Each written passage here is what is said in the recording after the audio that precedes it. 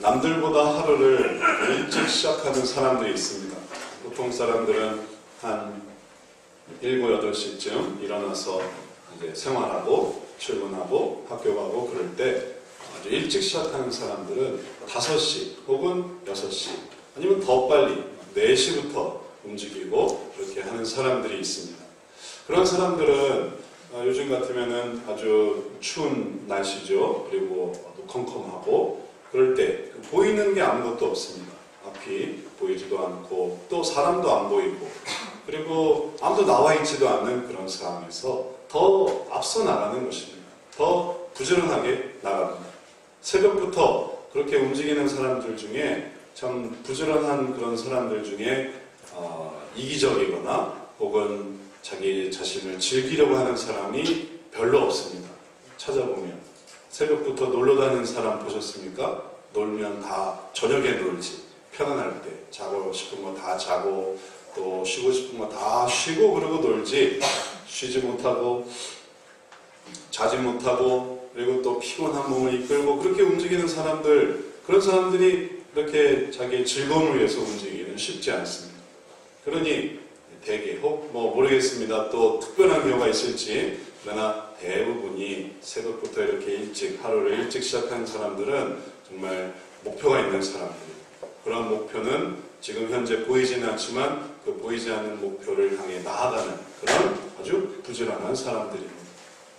하루를 그렇게 일찍 시작하는 사람들이 있는 것처럼 또 이렇게 시즌을, 그러니까 다시 말해서 1년을 혹은 6개월을 이렇게 먼저 시작하는 사람들이 있습니다. 예를 들면 계절 상품을 준비하는 사람들, 우리는 지금 다 이렇게 추워서 이러고 있지 않습니까? 그런 사람들은 지금 내년 여름을 준비하고 있어요. 내년 여름에 뭐가 유행할까? 내년 여름을 어떻게 해야 될까? 6개월 뒤를 준비하는 거예요. 혹은 예산을 세우는 사람들, 얼마나 머리가 아프겠습니까? 내년에 뭐 어떻게 돈을 쓰고 어떻게 활동을 하며 또 어떻게 지출을 하며, 근데 그 사람들은 지금 현재 보이는 이 되어지는 삶을 살아가는 게 아니라 먼 미래를, 그리고 앞으로 되어질 일을 보며 살아가는 사람들입니다. 때로는 1년 뒤를 혹은 2년 뒤를 보면서 노력하는 사람도 있습니다. 내가 공무원 시험을 준비하기 위해서 혹은 국가고시를 준비하기 위해서 또 때로는 직장에 또 취직할 그 이유를 생각하기 위해서, 그건 지금 당장 닥치는 게 아니죠. 지금 당장 눈으로 나타나는 게 아닙니다. 지금 당장 나는 쉴 수 있고 먹을 수 있고 편안한데 내가 닥칠 그 먼 미래를 왜 보겠느냐? 그러나 그렇게 보는 사람들이 있습니다. 보이지 않는 거죠. 그러나 그걸 보는 사람들이 있습니다. 그리고 준비하는 사람들이에요. 그리고 그것은 헛되지 않습니다. 막상 닥쳐서 지금 당장 먹을 게 없어. 그럼 그때부터 공부를 한다거나 일을 하기 위해서 기술을 배운다거나 그러면 이미 닥쳐서 하는 일이죠. 그러나 먼 미래를 보고 내가 지금 이렇게 되어질 때 앞으로 이런 일이 있겠구나 하고 그걸 보는 사람들은, 그 사람들은 보이지 않는 것을 보는 사람들입니다. 그런 사람들이 더 눈이 넓은 사람들이에요. 그런 식으로 우리가 생각해 볼 때에 이제 하루를 더 앞서 보는 사람, 한 달을 더 앞서 보는 사람, 1년을 더 앞서 보는 사람, 10년을 더 앞서 보는 사람, 이런 원리로 생각해 본다면 더 멀리를 보는 사람들이 있습니다. 아직 오지도 않은 그 먼 미래를 보는 사람들이 있습니다. 그런 사람들은 누구겠습니까? 영적인 사람들이죠. 영적인 원리를 생각하는 사람들입니다.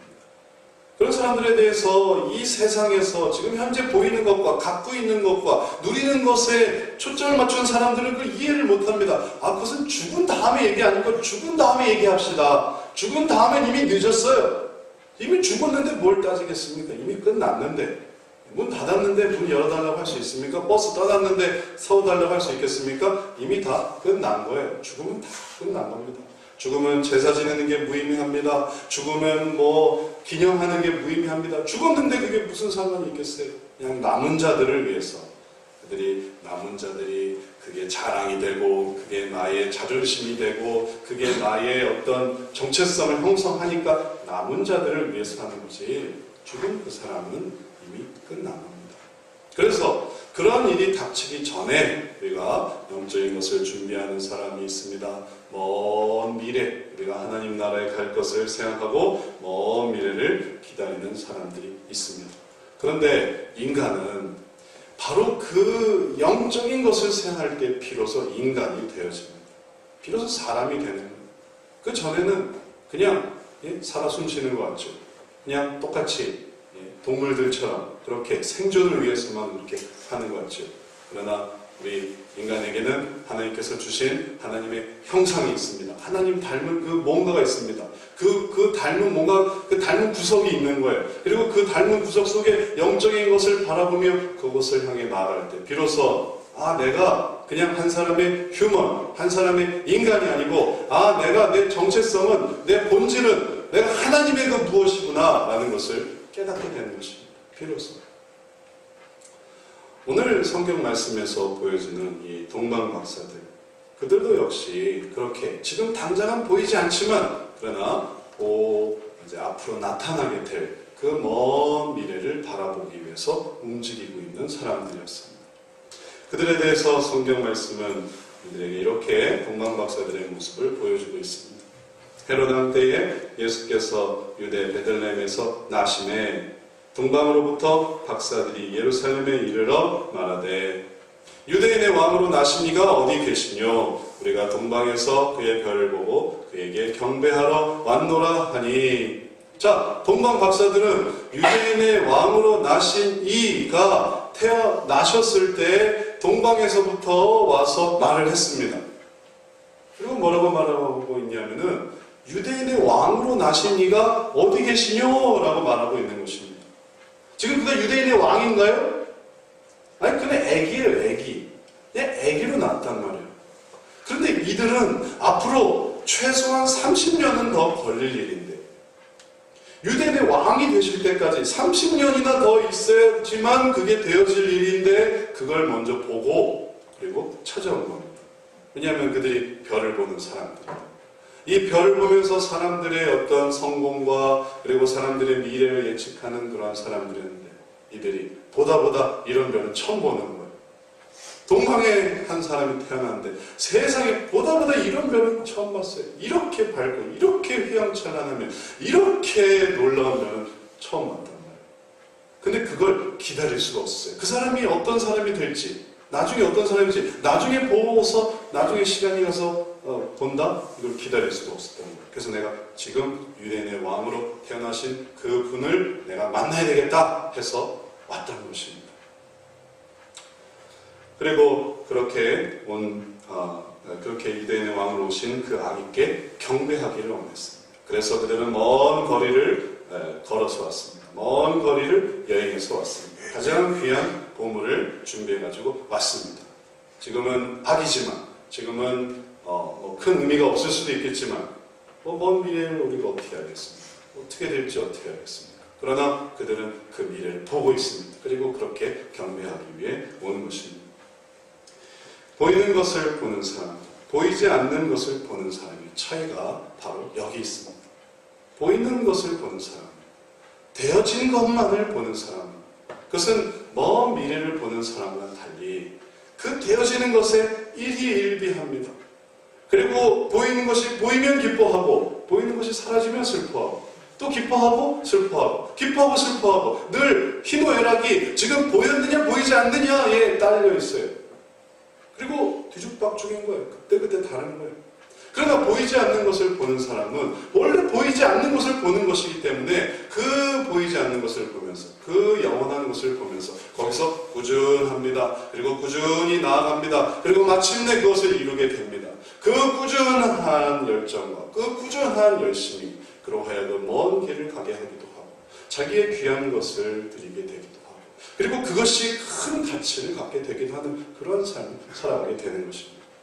제가 우리 둘째를 이제 키울 때, 둘째를 키울 때는 저도 많이 도왔거든요. 보면서 참 신기한 것을 발견했어요.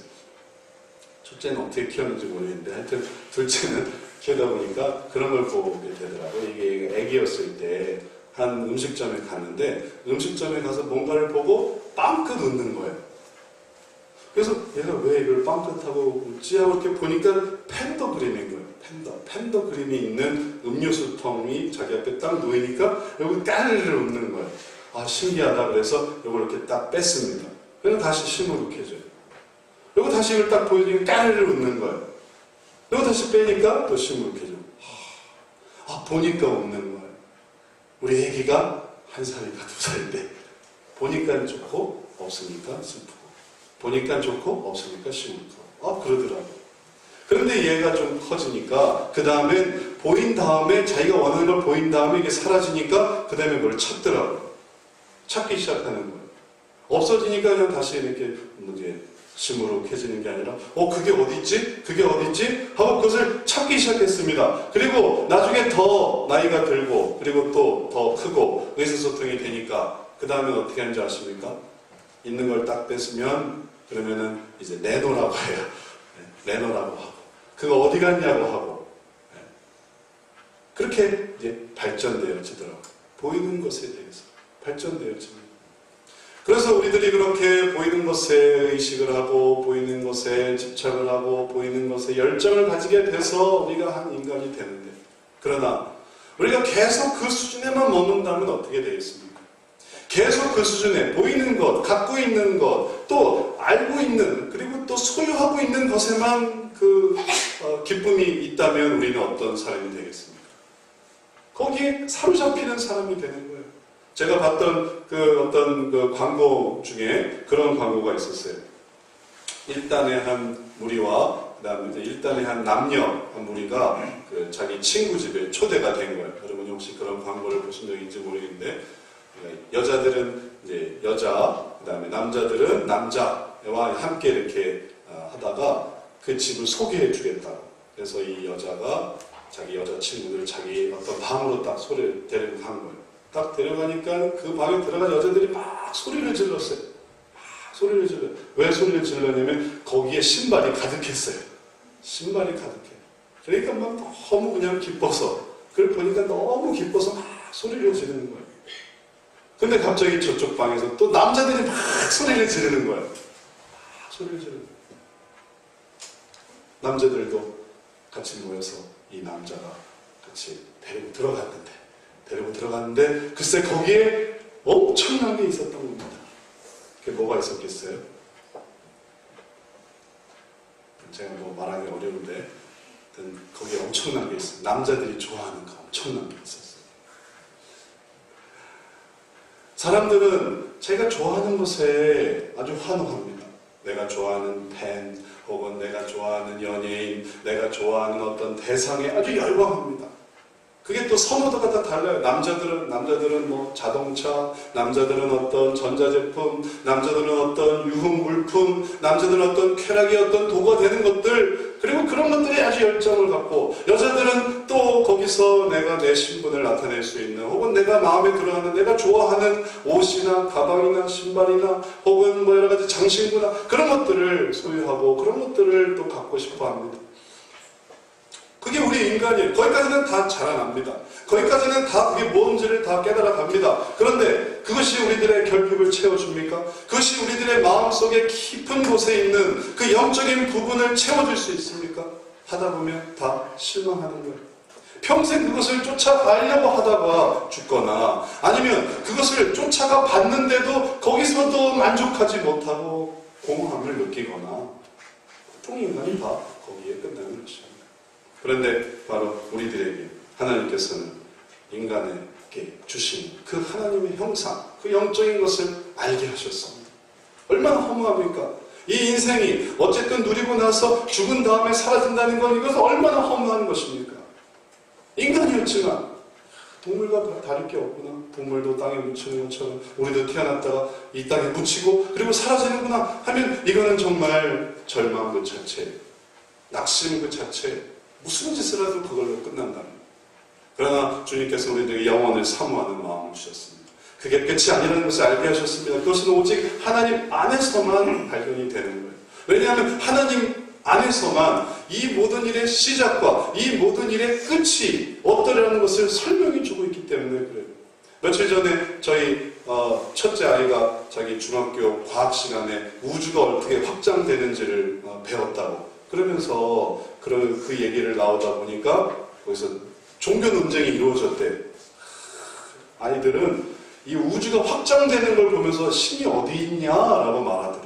신이 어디 있냐. 우주가 확장되는 것을 보면서 빅뱅 이론으로 우주가 시작됐고 그리고 그 우주가 지금 그 속도로 확장되는 걸 보면서 봐라. 우주가 어디 있느냐? 신이 어디 있느냐? 그렇게 말하더래. 그리고 우리 딸은 이제 거기에 대해서 그럴 때는 어떻게 말해야 돼? 하고서 이제 저한테 말하는 거예요. 그럴 때는 어떻게 말해줘야 돼? 우리는 그럴 때 어떻게 말을 할 수 있을까요? 하나님은 이 모든 일들의 시작과 끝을 만드신 분이고 그 확장되는 그 우주 너머에 계신 분이 바로 하나님이신 것입니다. 너무너무 엄청난 거예요. 그래서 똑같은 일들이 똑같은 그 일들을 배우면서 안 믿는 사람들은 봐 하나님은 어디 계셔? 라고 말하지만 우리들에게는 야 하나님은 정말 살아계시는구나. 정말 위대한 분이시구나. 이걸 우리는 볼 수 있는 것입니다. 왜냐하면 우리는 영혼을 말하고 있는 거니까.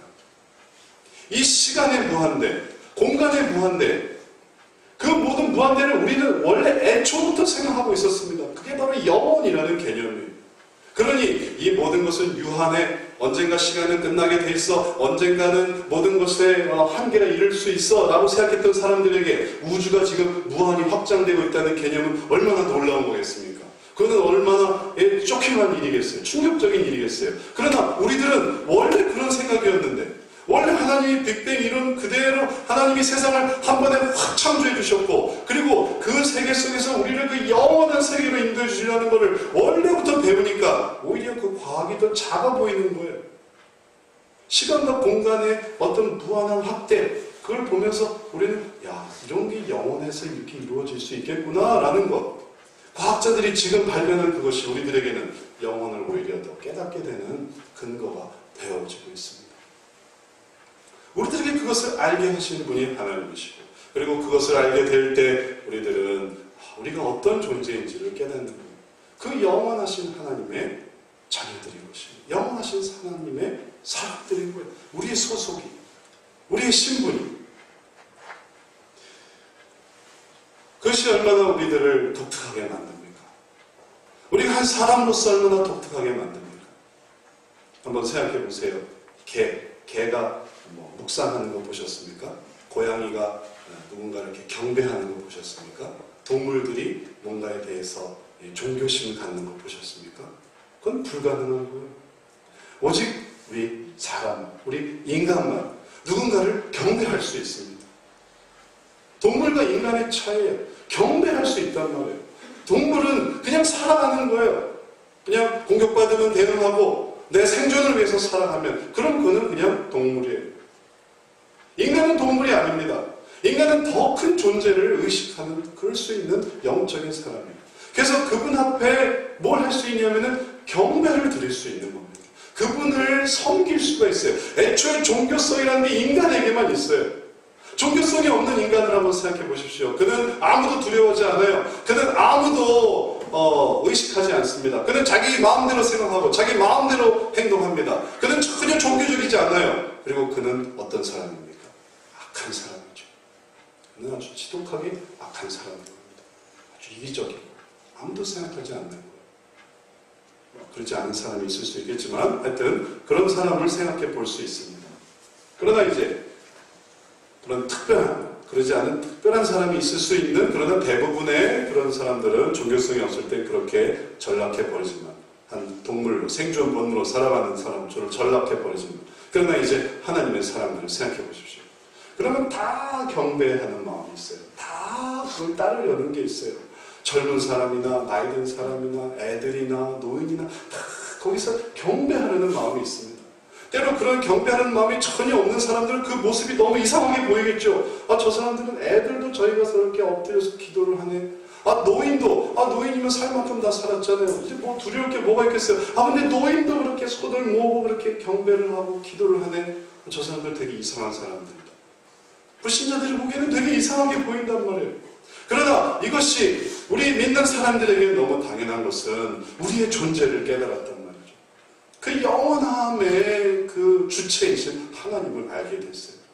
과학자들이 그저 조금 발견하고 있는 이 세계가 지금 무한히 확장되고 있는 중이라는 것을 알아가는 그것이 영혼 속에서는 너무너무 당연한 것이 되는데 우리를 그곳으로 인도해 주신다고 하시니까 그 우주 너머로 모든 것이 사라지지 않는 그 세계, 그 세계 속에서 우리들은 하나님을 알아가고 그 하나님을 알아가면서 머리를 숙이고 그러면서 우리 자신의 본질을, 인간의 본질을, 그 부족했던 그 본질을 채워나가는 것입니다. 그런 면에서 이 동방박사들, 이들이 이방인인데, 이들이 유대인도 아닌데, 하나님에 대해서 잘 알 수도 없었을 사람들인데, 이 사람들이 그 하나님께 제가 경배를 드리러 왔습니다 라는 사실, 이건 얼마나 충격적인 얘기입니까? 그리고 얼마나 대비가 되는 얘기겠어요. 그들이 누구와 대비가 되고 있습니까? 이 동방박사들이 멀리서 우리가 그 유대인으로 왕오신 그분께 우리가 경배하러 왔습니다 하고 지친 모습으로 혹은 또 아주 고단한 모습으로, 그러나 그 사람들이 지체 높은 사람들로서 그리고 많은 보화와 보물을 가지고 그분한테 오려고 하는 그 모습이 얼마나 대비가 되냐 하면 이 다음 장면에서 대비가 됩니다. 그렇게 왔을 때 헤롯 왕과 온 예루살렘은 듣고 소동했습니다. 난리가 난 거예요. 왜 난리가 났을까요? 지금 왕은 하나뿐이에요. 헤롯 왕. 근데 헤롯 왕에게는 새로 태어난 아기가 없어요. 그런데 이 사람들은 이 왕이 새로 태어났다는 거예요. 그럼 이건 뭘 의미하는 거겠습니까? 이건 헤롯 왕이 더 이상 왕이 되지 못한다는 것을 의미하는 거예요. 그 사람들에게.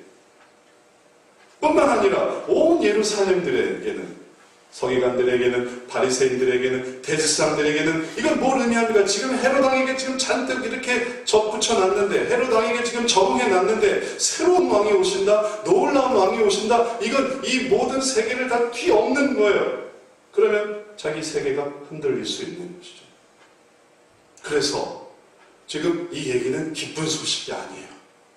왕으로 온다는 건, 누군가 새로운 아기가 왕으로 왔다는 건 이건 귀찮은 일이에요. 이건 마치 사울 시대에 다윗이 새로운 왕으로 뽑히는 것처럼, 그래서 이 권력의 이 부조화를 이루는 것처럼 그렇게 복잡한 이 많은 일들을 이루어냅니다.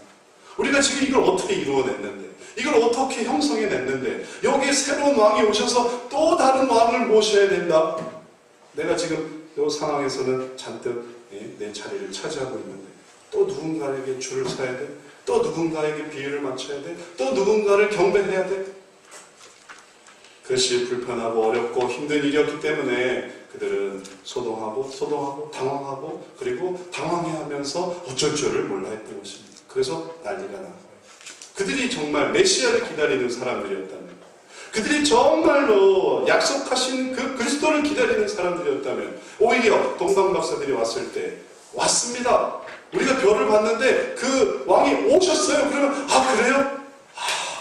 우리가 그렇게 기다리고 있었는데, 우리는 그것을 이 문화적으로도 갖고 있는데, 역사적으로도 갖고 있는데, 우리는 그것이 전통인데, 메시아를 기다리는 게 우리의 전통인데, 우리의 삶의 양식이었는데, 우리의 삶의 유일한 희망이었는데, 당신들이 알려주니 고맙습니다, 우리가 같이 가서 경배하겠습니다 했겠죠. 그러나 그들은 그렇게 하지 않았습니다. 유대인의 왕으로 오셨다 하더라도 그들이 알려준 건 그냥 이거 하나뿐이에요. 우리가 조사해 본 결과 그분은 베들레헴에서 나셨던 것 같습니다.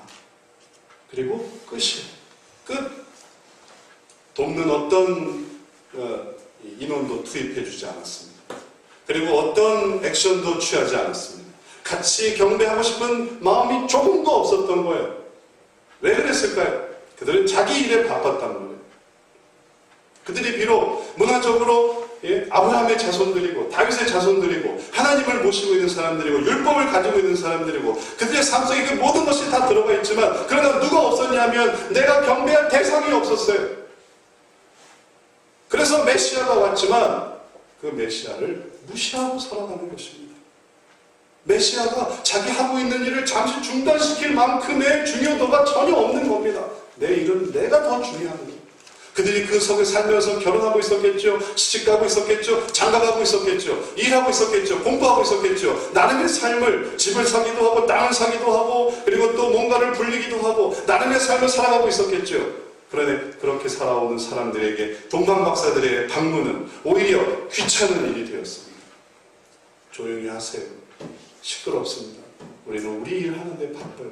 우리는 내년 계획이 바쁩니다. 우리는 내후년 계획이 바빠요. 우리는 내후년의 계획이 바빠요. 우리는 내일 계획이 바빠요. 우리는 다음 달 계획이 바빠요. 우리는 그렇게 바쁘게 살아가는 사람들인데 여기에 왜 예수님이 왔다 안 왔다 왜 이런 얘기를 왜 귀찮게 해줍니까?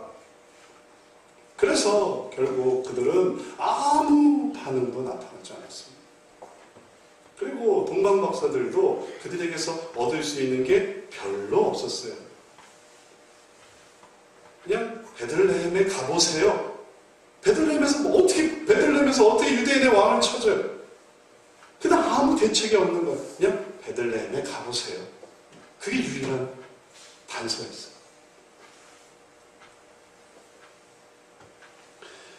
이제 어리석은 이 헤로담 그리고 대제사장 서기관 이제 나중에 그들이 예수님을 못 박아 죽이죠. 때가 되었을 때 그들은 그 이후에도 예수님 태어나셨을 것 같은 그 지경의 남자애들을 다 죽였을 뿐만 아니라 예수님이 30년 후에 공생애를 시작하시고 그리고 3년 동안 자기가 얼마나 메시아됨을 보여주었을 때에도 그들은 눈 하나 깜짝이지 않고 예수님을 죽였습니다. 그리고 모든 게 다 조용해지기를 바랐어요. 왜냐하면 그들에게 경배하려는 마음이 없었기 때문에 머리 숙이려는 마음이 없었어요. 나라는 존재가 그 앞에 무릎을 꿇고 예배 드리려고 하는 그런 마음이 조금도 없었습니다. 그냥 그들에게 갖고 있는 그 모든 문화가 자기들의 기득권이었을 뿐이에요. 아브라함 자손이라는 게 그들에게 자기의 자랑일 뿐이었어요. 하나님을 생각하는 게 아니라. 그래서 그들은 그렇게 끝나버렸습니다. 그러나 동방박사들은 이방인이었어요. 유대인도 아니었어요. 그들에게 문화도 없어요. 그들에게 성경도 없어요. 아무것도 없어요. 그래도 그들에게 별이 있었습니다. 그리고 별을 보면서 보이지 않는 것을 보려는 마음이 있었어요. 그런데 그들은 유대인의 왕을 찾아가고 싶었지만 그러나 아는 게 별로 없었어요. 베들레헴밖에 없었습니다.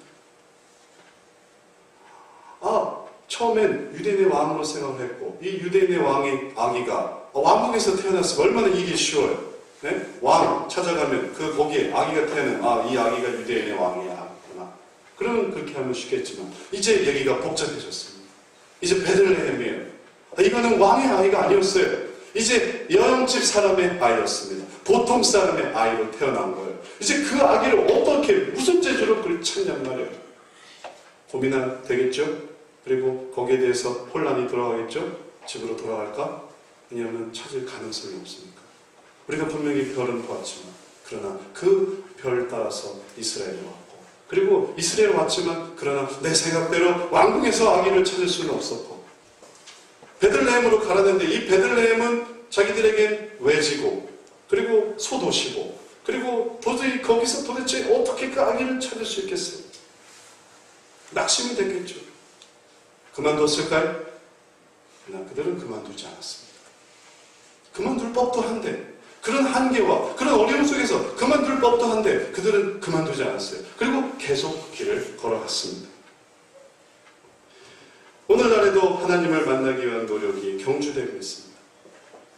하여튼 거기까지는 따라왔어요. 영적인 게 필요하다. 그래서 내가 그 하나님을 만나야겠다라는 데까지는 따라왔습니다. 그래서 사람들이 어떻게 하나님을 만나려고 노력합니까? 새벽부터 교회를 나와요. 새벽부터. 이거 아주 어려운 일이거든요. 새벽부터 교회를 나와요. 하나님을 만나기 위해서 새벽부터 교회를 나와요. 주일에 교회를 나와요. 이것도 되게 어려운 일이에요. 주일에 교회를 나오는 게 직장생활 하는 사람에게 얼마나 어렵겠습니까? 그렇게 살아오지 않은 사람에게 이건 정말 아주 그 꿀맛 같은 이 휴식을 포기하는 아주 괴로운 일이에요. 그러다 그것을 무릅쓰고 교회에 나와요. 어떤 사람들은 기도원도 갑니다. 자기 시간 다 버리고 기도원에 가요. 하나님 만나요. 하나님 만나려고 이렇게 기도하는 거예요. 어떤 사람은 책을 읽습니다. 하나님을 만나려고 책을 읽어요. 어떤 사람은 금식을 합니다. 하나님 만나려고 금식을 해요. 그런 식으로 예를 들어 성경을 보고 기도를 하고 묵상을 하고 예배를 드리고 성경 공부를 하고 또 성경을 가르쳐준다는 이런 곳에 찾아가고 저런 곳에 찾아가고 혹은 이 사람을 만나서 물어보고 저 사람을 만나서 물어보고 이곳에 가고 저곳에 가고 그렇게 하라고 합니다. 근데 갈 때마다 어떤 어려움이 따라와요. 그리고 그 어려움 속에서 우리들은 정말 원하는 게 뭔가에 대한 고민을 하게 됩니다. 쉽지 않을 때. 기도 하루에 그냥 금방 하나님 만나주시는 게 아니에요. 금식 하루 만에 뭐가 되는 게 아닙니다. 예배 한 번 만에 뭐가 되는 게 아니에요. 새벽기도 한 번 만에 뭐가 이루어지는 게 아니에요. 그러면서 거기 이제 어려움이 따르고 마치 동방 박사들이 정말 보이지 않는 것을 바라보며 이스라엘에 왔지만 그러나 또 베들레헴으로 발길을 돌려야 되는 것처럼 이게 예상치 않은 일들이 일어납니다. 하나님을 많이 따르는 것 같지만 하나님을 많이 만나려고 하는 것은 같지만 그러나 정말 그 이유가 무엇이냐에 따라서 정말 찾고자 하는 것이 무엇이냐에 따라서 끝까지 가는 사람이 있고 중간에 포기하는 사람이 있습니다. 그것을 예수님은 뭐라고 말씀해 주셨는가 하면 예수님이 요한복음 6장 26절에 이렇게 말했습니다. 이 말씀하신 상황 어떠세요? 사람들이 예수님을 막 쫓아다니는 상황이에요. 예수님 어디 계셨습니까?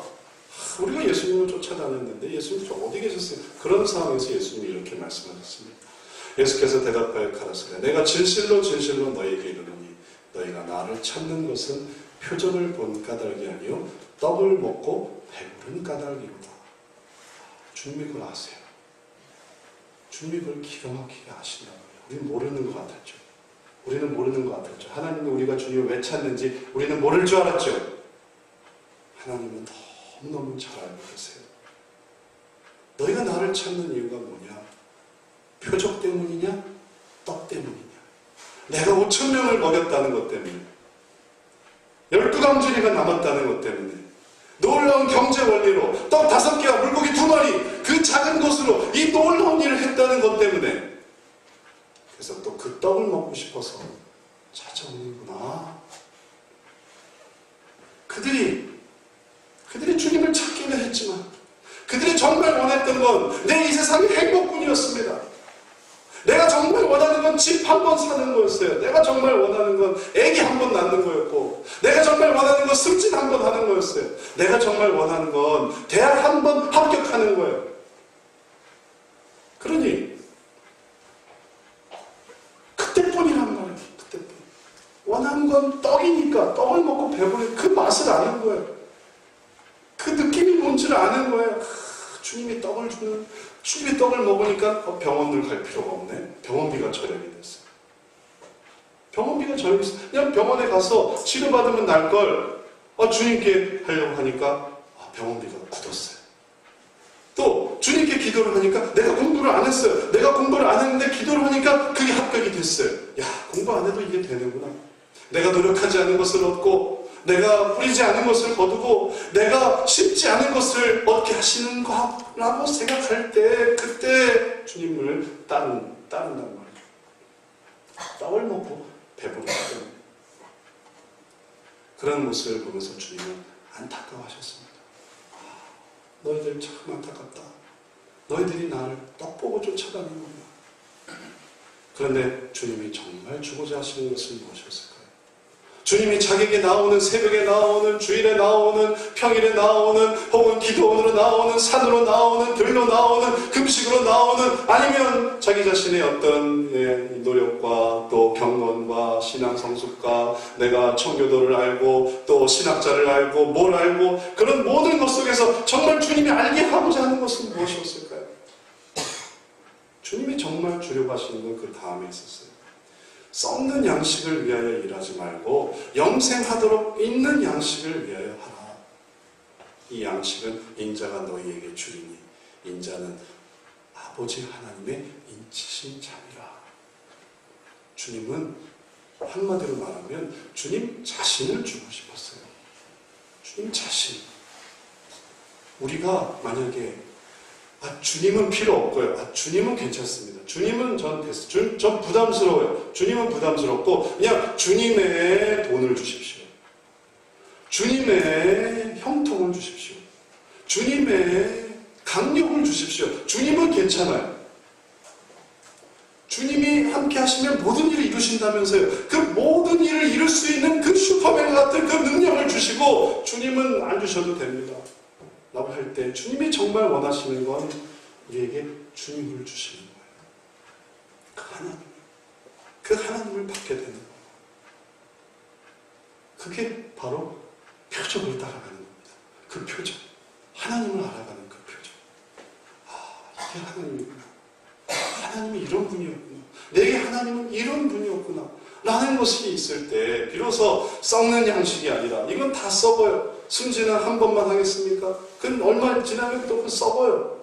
합격은 한 번만 평생 가겠습니까? 그게 한 번만 있는 거예요. 그 다음에 또 스트레스가 있어요. 문제 해결은 늘 썩는 양식입니다. 그러나 주님은 그것만으로 끝나기를 원치 않고 거기서 주님을 만나기를 원하셨다는 것이에요. 그리고 그것을 우리들에게 알게 해주려고 하십니다. 이제 이것을 향해 나아갈 때 그때 낙심하지 않을 수 있습니다. 낙심? 그것은 주님을 따르는 자들에겐 그것은 있을 수가 없는 거예요. 왜냐하면 원래 그게 목표가 아니니까. 원래 유대인의 왕을 동방 박사도 마찬가지입니다. 원래 목표로 했던 게 유대인의 왕이지 내가 지금 예루살렘에 가서 만났는지 베들레헴에서 만났는지 이건 그게 중요한 게 아니었던 거예요. 그러니 예루살렘 가서 없으면 그럼 베들레헴 가면 되죠. 베들레헴 가서 없으면 찾아보면 되죠. 중요한 건 유대인의 왕을 만나는 거니까. 그래서 동방 박사들도 거기서 굴하지 않았습니다. 얼마나 많은 사람이 여기서 끊어집니까? 내가 교회 좀 다녀봤는데 별거 없더라. 왜? 뭘 기대했는데? 떡을 기대했거든요. 가면 뭐 좋은 게 있을 줄 알았는데 인간관계도 막 생기고 그 다음에 다녀보면 막 축복 받을 줄 알았는데 축복도 없고 기도도 막 다 이루어질 줄 알았는데 성황당에서 비는 이 확률이나 교회 와서 비는 확률이나 이 똑같네? 부처한테 와서 비는 확률이나 하나님께 가서 비는 확률이나 되어지는 건 똑같네? 어떤 면에서는 부처는 더 능력이 많네? 그런 걸 비교하고 따지다 보니 떡이 별 볼 일 없어지는 거예요. 하나님이 주는 떡이 그걸 다 비교해 보니까 교회에다 내는 돈과 그리고 내가 주력도 받는 것도 막 비교를 해봅니다. 내가 도대체 하나님께 얼마를 드렸나? 그리고 그 드린 돈에서 내가 도대체 얼마의 어떤 유익을 얻었나? 경제 원리로 따져보면 별 볼 일 없죠. 이건 보이는 걸 드린 거니까. 그러나 받는 건 별로 없어 보여요. 이건 다 보이지 않는 거예요. 그 속에서 얻게 되는 마음의 변화와 그 속에서 얻게 되는 그런 삶의 어떤 변화, 이건 눈에 보이지 않는 거예요. 그러니 애초에 눈에 보이지 않는 것을 바라보지 않는 사람들에겐 보이는 것만을 원하는 사람들에겐 이 믿는 것도 오래가지 못하는 것입니다. 이제 우리가 눈을 열어 이 동방 박사들이 보여주는 이 진정한 의미를 깨달아야 되겠습니다. 이게 우리들에게 어려운 얘기일 수 있겠습니다. 지금 또 다 피곤해 하십니까? 저 혼자 열불났지? 네? 이 얘기 자체가 지금 왜 동방 박사들이 경배하러 나가는지에 대한 이 놀라운 이 의미가 이걸 설명하려는 저만 열불났지. 그게 뭔데요? 그게 보이지 않는 것. 이 자체가 보이지 않는 얘기예요. 보이는 걸 주세요. 보이는 거. 그러니까 자연히 축복 설교가 먹히는 거예요. 네? 그러니 축복 설교가 먹히는 거지. 그건 보이는 거니까. 근데 지금 제가 얘기하는 건 이건 보이지 않는 것에 대해서 지금 계속 얘기를 하고 있단 말입니다. 그러니 이게 어렵죠. 이건 청년들은 잘 듣는 게 아니라 청년들도 힘들어. 청년들, 젊은 사람도 힘들어요. 나이 든 사람도 힘들고. 그냥 보이지 않는 것을 보려고 하는, 그래서 우리가 왜 하나님께 이 다가오는 성탄절에 왜 경배해야만 하는가를 알려고 할 때는, 그때는 이게 의미가 있습니다. 저는 이걸 깨닫고 너무너무 기뻤어요. 너무너무 감사했어요. 내가 목회라는 이유가 여기 있구나. 내가 목사로 서 있는 이유가 여기 있구나. 제가 목사 쓰기 전에는 뭐였겠습니까? 그냥 청년이었어요. 신대원을 들어가서 목사가 갑자기 전도사가 되고 강의교사가 된 것뿐이지 그 전에 그냥 청년이었어요. 그 전에는 그냥 보통 성도였단 말이에요. 내가 한 사람의 성도로서 주님을 믿는 이유가 나도 이런 일을 하고 싶고 저런 일을 하고 싶었지만 내가 이 일을 하는 이유가 도대체 뭘까? 저도 저 자신의 정체성과 내가 왜 이런 삶을 살아야 되는가에 대해서 날마다 생각합니다. 나는 왜 이렇게 살아야 되는가? 이걸 깨닫고 기뻤어요. 이게 내 삶의 의미더라. 그래서 내가 같은 대학을 나온 친구들은 다 자기 나름대로 갔지만 내가 이 길을 가는 이유가 내가 그래서 의미가 있구나. 나의 부르심을 깨닫는 거야. 동방 박사들도 그래서 베들레헴을 갔습니다.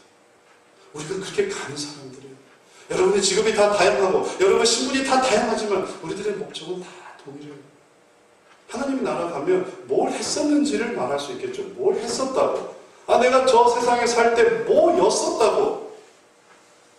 그때 말할 뿐이에요. 뭐였었다는 거. 내가 군인이었고, 내가 사업가였고, 내가 사장이었고, 내가 직장인이었고, 내가 자영업자였고, 혹은 내가 가정주부였고, 내가 할머니였고, 내가 어머니였고, 내가 딸이었고, 그랬고, 결과적으로 하나님을 생각할 때만이 그게 의미가 있는 것입니다. 그래서 동방 박사들은 예루살렘에서 베들레헴으로 방향을 바꿔서 가봤습니다. 갔는데 그들에게 나타난 건, 그 주님을 따르는 그들에게 나타난 건 뭐였냐면 9절 말씀이에요. 그들에게 나타난 건 뭐였을까요? 별이었어요. 그들에게 나타난 건 별이었어요. 그들에게 나타난 건 아기 예수가 아니었습니다. 아기 예수가 짠 하고 나타나지 않았어요.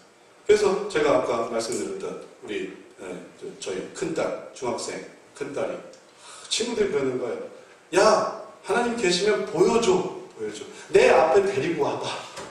그렇게 얘기를 하는 거예요. 애들이니까 그렇게 얘기를 하는 거예요. 어른이라도 그렇게 말하는 사람들이 종종 있어요. 내 앞에 데리고 와봐. 하나님을 내 앞에 하나님이 내 앞에 무릎 꿇고 쓰게 해봐. 손 조아리고 내가 당신의 하나님입니다. 그렇게 한번 하게 해봐. 그는 있을 수가 없는 겁니다. 우리가 일출을 보려면 어디로 가야 되겠어요? 일출을 보려면 태양을 가져와 오세요 라고 말할 수 있겠습니까? 내가 일출을 보고 싶은데 내가 일출로 가야죠. 내가 태양 이외에는 아무것도 볼 수 없는 곳으로 가야 일출이 나오는 겁니다. 그게 높은 곳이든 높아서 아무것도 안 보이든 아니면 바다 끝에서든 그래서 아무것도 안 보이건 그럴 때만 그 일출이 보이는 거예요. 동쪽으로 더 많이 간다고 해서 이게 태양이 보이는 게 아니더라고요. 일본으로 가면 태양이 더 잘 보일 것 같으세요? 더 미국으로 가면 더 잘 보일 것 같으세요? 그건 큰 차이가 없어요. 다만 주변에 아무것도 없어야 되는 거예요. 태양만 있어야 됩니다. 그래야 일출이 잘 보이는 거예요. 그걸 향해서 나아가는 거예요. 그렇게 움직이는 것입니다. 그런데 그렇게 해서 움직이며 나아가서 마침내 아기 예수를 만나기 전까지 동방 박사들이 만난 건 뭐냐면 그냥 별이었어요. 별. 그리고 원리는 그 별이 아기 예수께로 인도하는 것입니다. 이 별이 어떻게 그렇게 될 수 있을까? 내가 어떻게 그 하나님을 만날 수 있을까? 그 만나기 위해서 산으로 갈 필요도 없고 들로 갈 필요도 없고 혹은 땅굴로 갈 필요도 없고 높은 데로 갈 필요 없고 낮은 데로 갈 필요 없고 하나님을 만나서 갈 필요 없고 하나님의 별을 따라가면 그 별이 인도함을 받는 거예요. 그리고 동방 박사들이 자기 앞에 앞서 인도하던 별을 보고 이거구나 깨닫고 그 별을 따라 가서 그래서 아기 예수를 만나게 되었다는 것입니다. 이것이 바로 동방 박사들이 그들이 정말 하나님께 경배하기 위해서 떠났던 그 여정이었고 그리고 그 여정이 그렇게 진행되어진 과정이었습니다. 우리의 삶에도 마찬가지입니다. 우리가 정말 하나님을 만나기를 원하고 정말 그 구원에 들어가기를 원하고 그런 게 있다라는 것을 깨닫게 돼서 그 길을 시작한 다음에 곧 그것은 도착하지 않습니다. 아직도 갈 길이 멀어요. 별을 봤다 해서 그 다음에 즉시 이루어지는 게 아닙니다. 어떤 사람은 그렇게 생각해요. 내가 그리스도를 믿고 의지한 다음에 믿고 고백한 다음에 빨리 죽었으면 좋겠다는 거예요. 왜?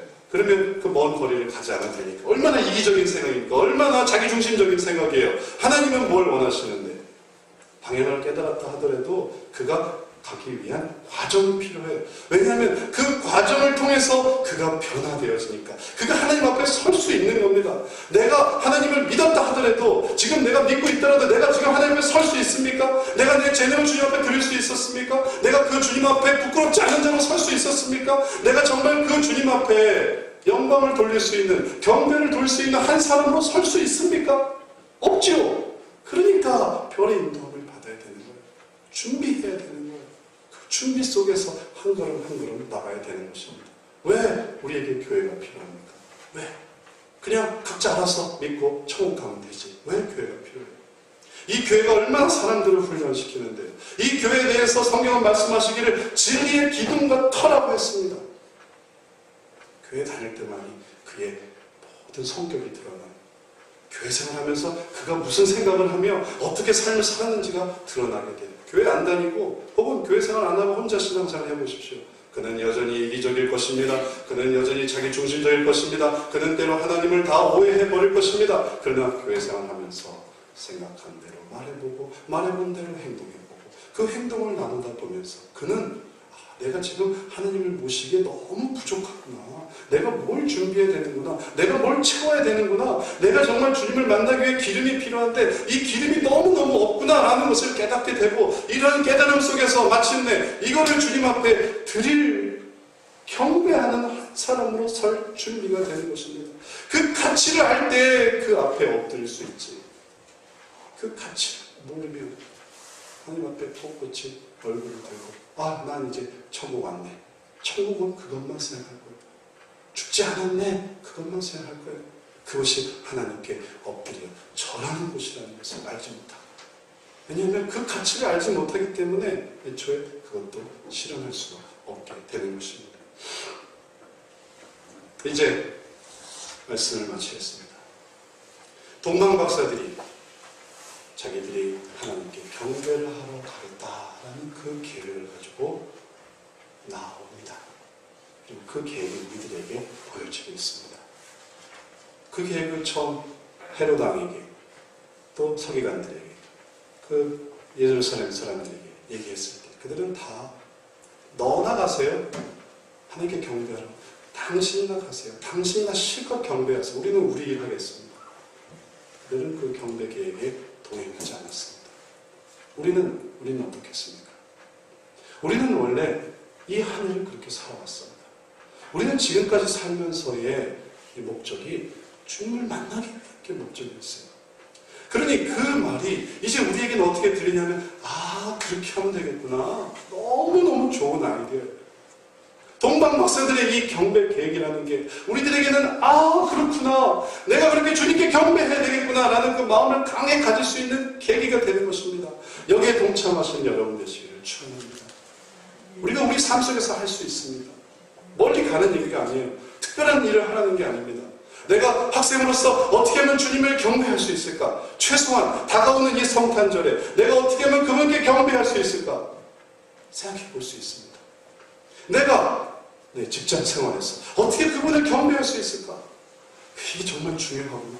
갑자기 그 생각이 들기 시작한 거예요. 나는 이게 제일 중요하다고 생각했는데 내가 하고 있는 일과 지금 맡고 있는 일이 그게 이 세상에서 제일 중요하다고 생각했는데 더 중요한 일이 있다는 거예요. 그보다 더 큰 우선순위가 있다는 걸 바로 이제 깨달았을 때 그때 정말 경배를 가질 수 있습니다. 내 가정생활 속에서 내가 연말까지 가정적으로 하려고 하는 그 많은 일들 속에서 이거보다 더 중요한 경배 계획이 있구나. 내가 거기에 동참해서 할 때 그때 주님을 생각할 수 있습니다. 늘 주님은 우리가 가장 중요하게 생각하는 것 이상에서 의미를 갖습니다. 내가 가장 중요하게 생각하는 그게 병의 치료건 그게 혹은 내 어떤 입시건 그게 혹은 내 어떤 이 재정 계획이건 그 어떤 것이든지 간에 그것보다 하나님이 그 위에 있을 때 그때 하나님이 빛나는 그보다 내려올 때 경배되지 않습니다. 그보다 올라올 때 주님 경배됩니다. 이 놀라운 동방 박사들의 경배 계획, 성경이 보여준 이 놀라운 경배 계획에 동행하시는 저 여러분 되시기를 축원합니다. 그래서 그분을 만나, 그분을 가기 위한 그 과정에 들어서 별을 따라서 그래서 마침내 그분 앞에 내 인생의 가장 귀한 것을 드리고 그리고 내 인생의 의미를 찾고 내가 사실은 그런 사람이었구나. 내가 여염집 사람이 아니라 보통 사람이 아니라 보통 썩어져가는 인간이 아니라 내가 그런 특별한 하나님의 그 누구였구나. 네, 진실을 알게 되는 그 속에서 정말 하나님의 은혜로 충만하게 되는 저와 여러분 되시기를 축원합니다. 기도하겠습니다. 사랑하는 하나님, 오늘도 우리에게 주님의 놀라운 뜻을 보여주시면 감사합니다. 정말 그것을 미리 찾고 나아갔던 그 동방박사들의 모습이 우리들의 마음을 뜨겁게 만듭니다. 하나님, 정말 우리가 경배해야 되는 그 주님께 머리 숙이게 해 주옵소서. 정말 우리의 인생의 의미를 설명해 주시는 그분께 우리가 마음을 드리게 해 주옵소서. 우리가 정말 떡을 찾아 헤매는 자가 아니라 그래서 그 떡을 이 교회에서 찾고 저 교회에서 찾고 또 이 방식으로 찾고 저 방식으로 찾고 떡만 찾아 헤매는 자들이 아니라 진정으로 주님을 찾는, 그리고 바로 우리의 길을 인도하신 그 주님을 바로 이곳에서 찾는 저희들 되게 하여 주시고, 그 주님을 만나고 그 주님께 내가 진심으로 엎드려 경배할 수 있게 하여 주옵소서. 주님이 우리의 친구시지만 그러나 우리의 경배를 받으시는 분이십니다. 주님은 우리의 또 형제이시지만 그러나 우리의 경배가 주님께 합당하신 분이십니다. 이제 주님께 정말 영원하신 그 주님께 영광을 돌리려고 하는 진정한 마음 저희들에게 있게 하시고, 그렇게 주님을 맞이하는, 그렇게 주님을 생각하는, 그렇게 주님을 마음에 품는 귀한 주의 백성들 다 되게 하여 주옵소서. 예수 그리스도의 이름으로 기도드렸사옵나이다. 아멘.